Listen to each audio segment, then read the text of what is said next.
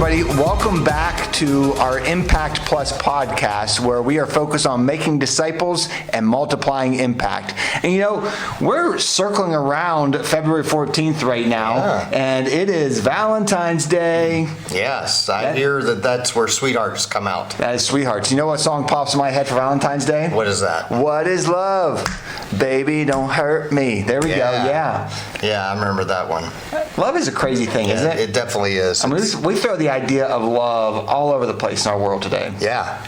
It's very interesting because, especially in movies, that's where it gets really interesting. As you see, everyone knows the Hallmark movie. You know, one thing that's never said at the end of the Hallmark movie is, "Wow, I didn't see that one coming." Oh man. Yeah, that never at the end of a Hallmark movie. But the problem with sometimes of those movies is that you have a scene that the two people are going to get together. Yep. They go through conflicts, they go through the hardship, they always end up together.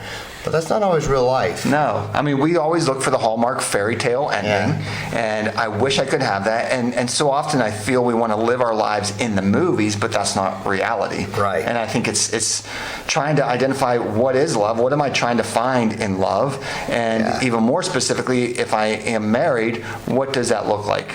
You know, you have, how long have you been married, Kevin? I've been married for 31 years. That's awesome. Congratulations. Way to go, yeah. So tell us about your story. Well, I mean, in all honesty, it's probably a long time. If we have about an hour or two, I can get through part of it. Yeah, I think we got like 3 or 4 hours. Nah, just kidding. But one of the things that I think really stands out to me was where my heart was and what God was doing in me before I started dating my now wife, Becca.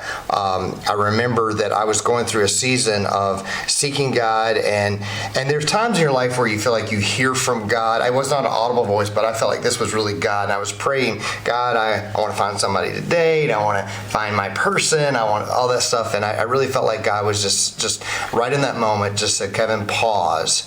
What I need from you is for you to find me, to be rooted in me, to find your identity in me, to love me as much as you can in your pursuit of me, because when you start dating and when you get married, you're now loving as two in a sense, and it's different. So if you don't have that foundation right, it complicates that. Yeah. And so that was a big pursuit of mine. And then, of course, shortly after, thankfully, I met Becca, and the story continues. That's awesome. Yeah. You know, for me, this May, Shelly and I, my wife is Shelly, and we've been married 25 years this May. And June, our anniversary. I better get that right on the podcast. But May, special planned in May for her. But in fairness, why I'm confused is May is my 25 years anniversary with Impact. Oh, congratulations. And then we got married a month after that, and so we've been married 25 years. So I saved myself. Shelly listens to this down the road and calls me out on that.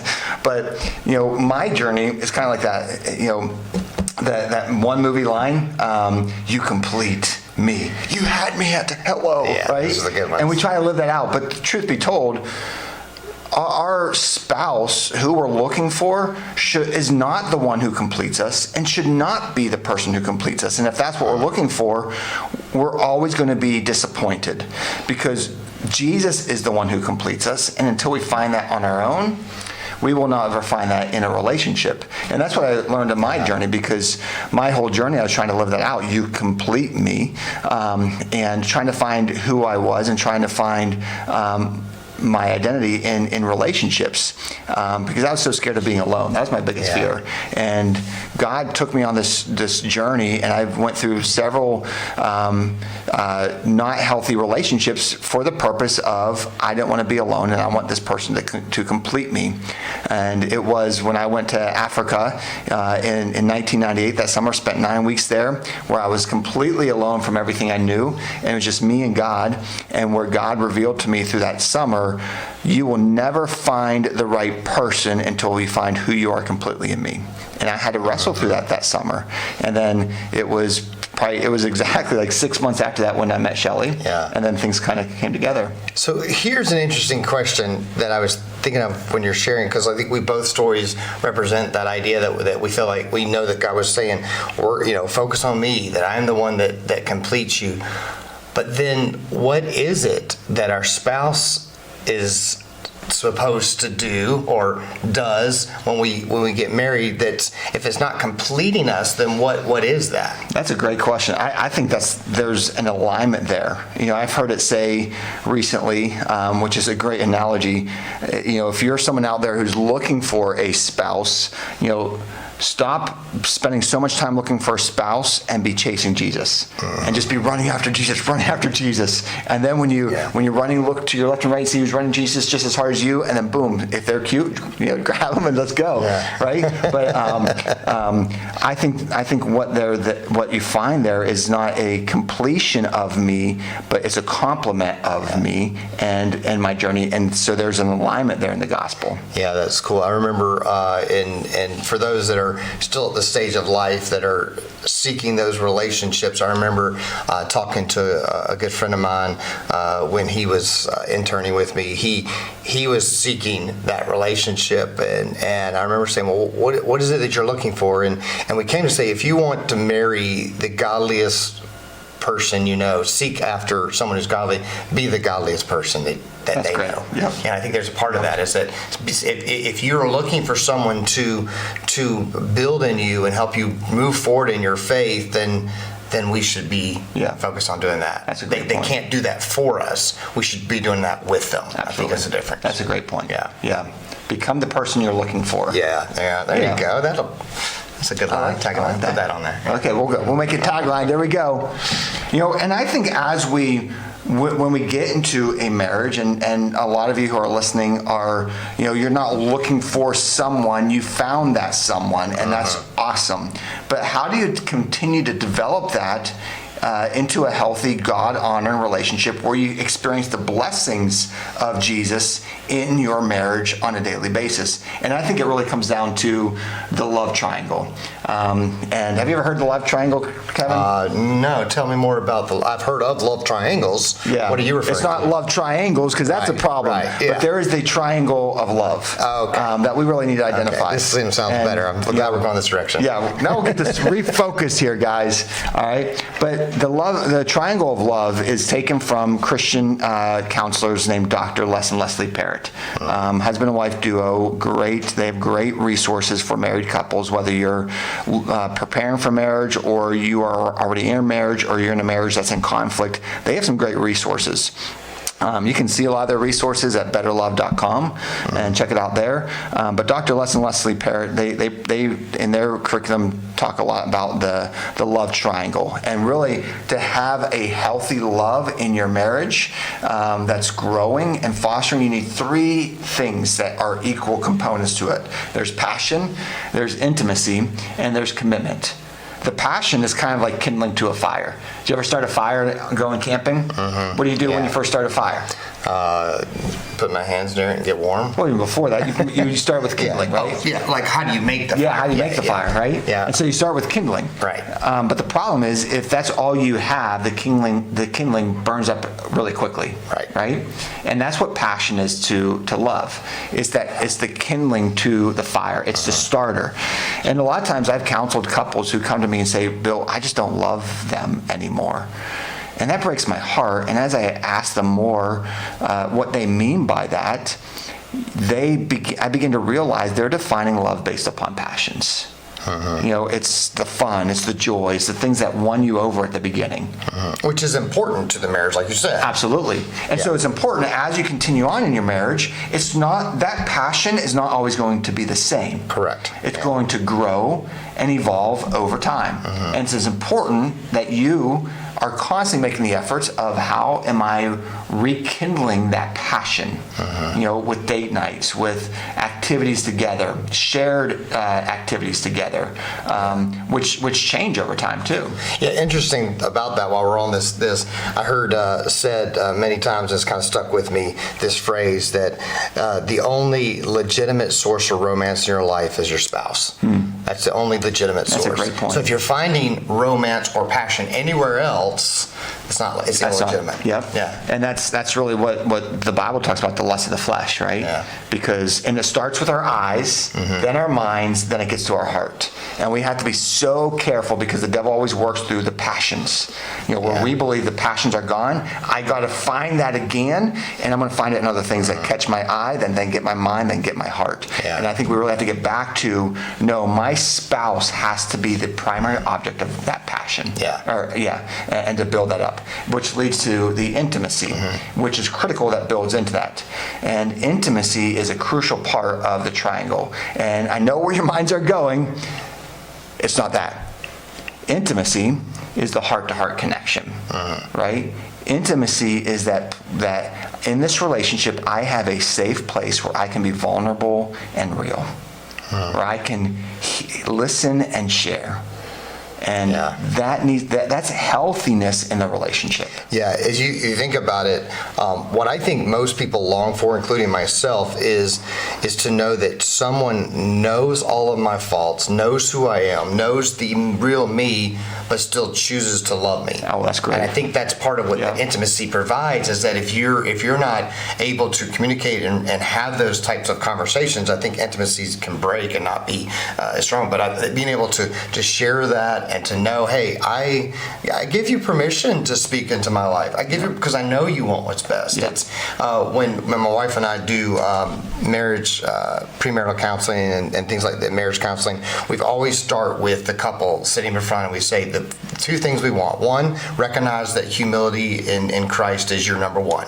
You have to recognize that you are not perfect. You're not there yet. You need growth. Everyone needs coaching. Everyone is different, and we need that. Absolutely. The second thing we say is you have to give your spouse permission to speak into your life. Oh, that's good. And so we actually have them verbally, and I would say, do this at home.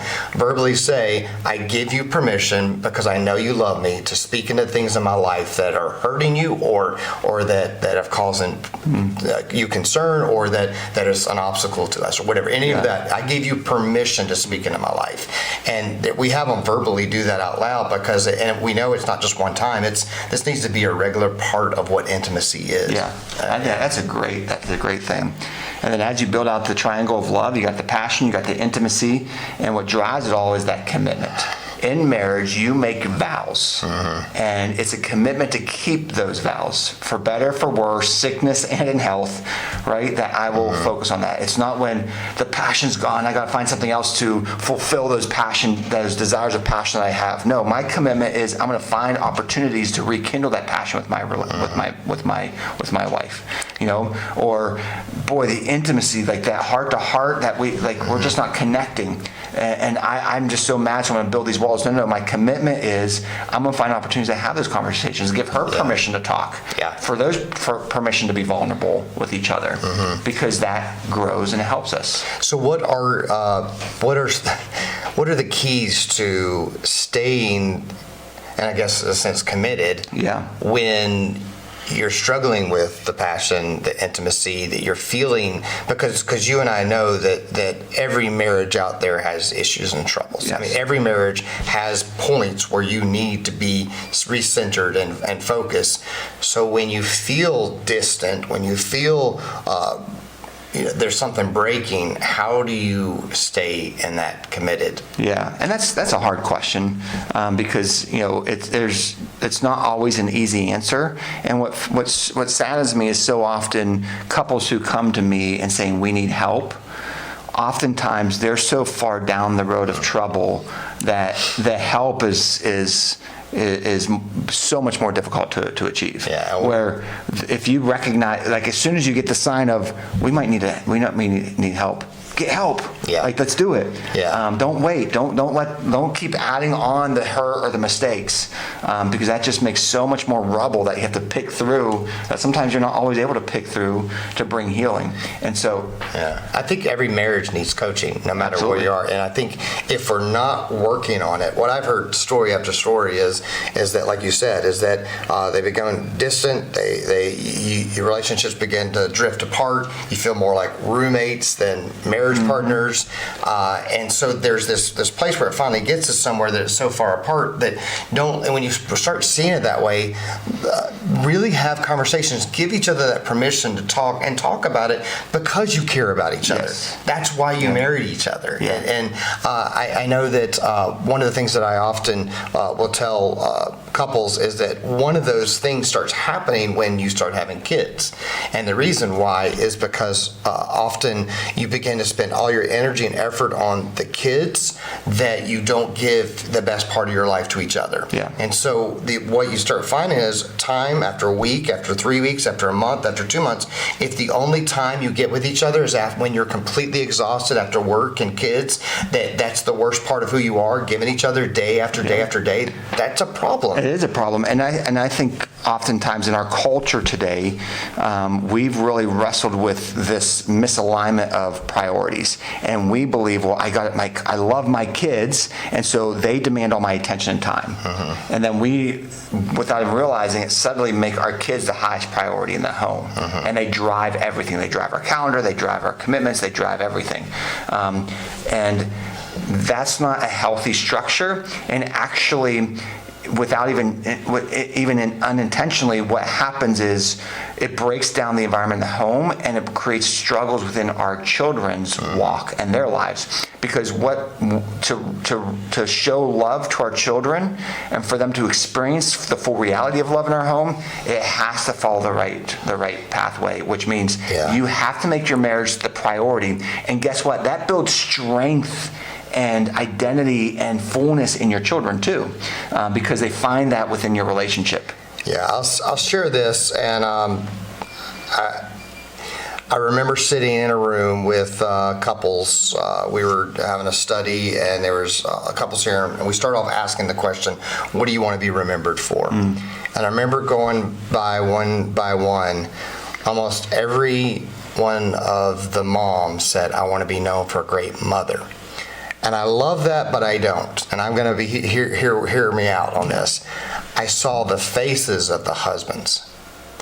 It's like I don't think we realize sometimes that if we put all our energy into our kids and we neglect our marriage, what happens? In order for you to be the best mother or the best father, be the best husband or be the best wife. That's great. Absolutely. You have to do that. And if your energy and passion is about being just the best parent to your kid, you don't me wrong. God has given us our kids to love and to bring up, but your marriage is number one. Yes, absolutely. Yeah. And the healthy structure of that commitment, to go back to the question you asked, how do I do this? It has to be in alignment of my commitments and my priorities, which means Jesus has to be number one, right?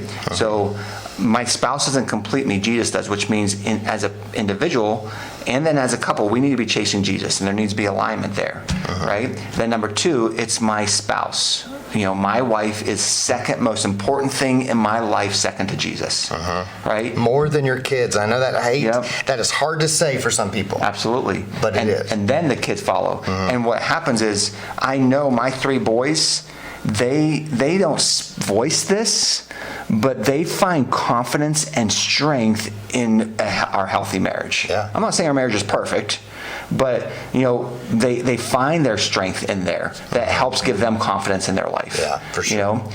Which really goes back to the how. And we really need to make Jesus the priority of our home.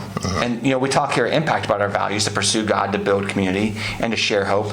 And when we make this structure not just as a church structure, but a home structure, it brings that strength, that triangle of love. It brings that strength to that helps everything else to equal out. Right. Yeah. And I know that another question that I think is important to ask is, when do you have faith conversations with your spouse? Absolutely. If you are, that's a question to ask, is if you're not having conversations when you go to church together, you talk, come home and talk about, hey, what did you get out of that? What did you learn? What's God showing you? What's God teaching you? What are the things that God's doing in your life? I think that a sign in our life that if we're not having any faith conversations with our spouse, that's a misalignment. And so we figure out, I think that's a way to start there, because for sometimes it's hard to start with all in on how do I have that faith-based relationship. For someone out there who hasn't done that yet, I think start with just talking about where your faith is. I think it's really good. And I think to build into that, because you may be thinking, well, how do I do that? Well, it starts by reading the Bible and praying together. Yes. Right? And so make a commitment in your home, reading the Bible together as a couple, and then praying together, right?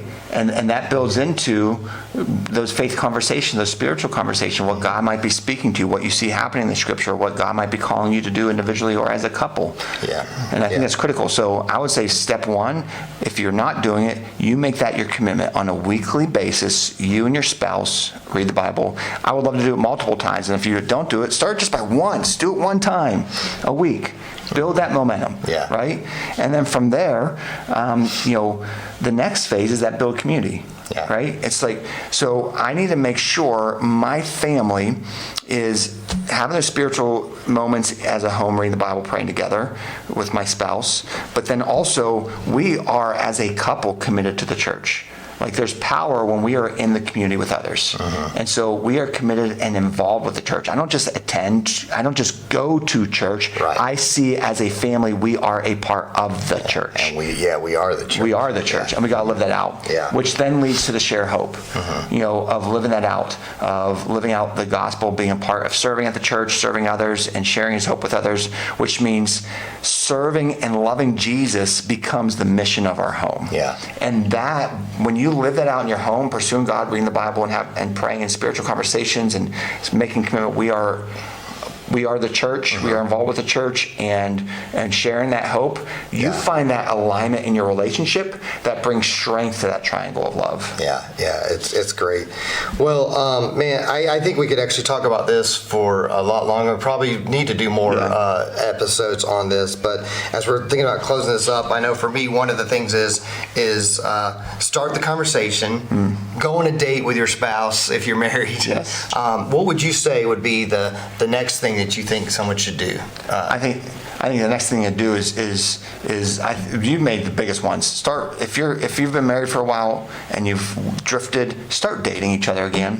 Just start dating each other. But when you go on those dates, have intentionality behind that. Don't just go to the movie and it's like, hey, that was a great movie, let's drive home. Like, go to dinner and have intentionality around conversations. Maybe what you're reading in Scripture. Maybe this is not talking about work. This is not talking about the other things that you have to do. This is talking about you and your relationship and each other, and have intentionality in that. And if you go to betterlove.com, there's resources there to help you in those conversations. But I would say that's step one. Okay. And let the Spirit guide you in that. Cool. Well, there's so much here. I know we could just say Happy Valentine's Day. We probably need to continue some other time, but yeah, we're glad to be a part of your journey as well. Absolutely. So keep chasing Jesus, align your marriage in Jesus, and watch what God begins to do. We love you, and remember, let's continue to walk together as we make disciples and multiply impact. God bless.